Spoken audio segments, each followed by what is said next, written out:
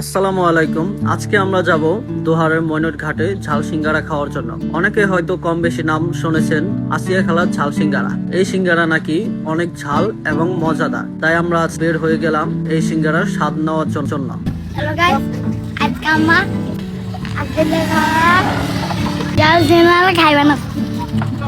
এরপর আমরা চলে আসলাম ময়নট ঘাটে আসিয়া খালার ঝাল সিঙ্গারার দোকানের সামনে। আসার পর দেখলাম অনেক মানুষের ভিড়, দূর দূরান্ত থেকে মানুষ এসেছে সিঙ্গারা খাওয়ার জন্য, আর তারাও সিঙ্গারা তৈরি করার জন্য ব্যস্ত। ডালা সাজিয়ে রেখেছে সিঙ্গারাগুলো, আর আজকের ওয়েদারটা ছিল অনেক সুন্দর। এরপর আমরা কিছু সিঙ্গারা অর্ডার করেছিলাম। সবাই সিঙ্গারার জন্য অপেক্ষা করতেছিলেন এবং এক পর্যায়ে সিঙ্গারা ভাজা শেষ হলে আমরা অল্প কিছু পরিমাণে সিঙ্গারা নিয়েছিলাম এর স্বাদ নেওয়ার জন্য।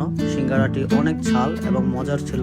এরপরে হারিয়ে গেলাম ছোটবেলার শৈশবে এবং উপভোগ করলাম পদ্মা নদীর শীতল বাতাস। ধন্যবাদ আপনাদের সবাইকে আমাদের সম্পূর্ণ ভিডিওটি দেখার জন্য।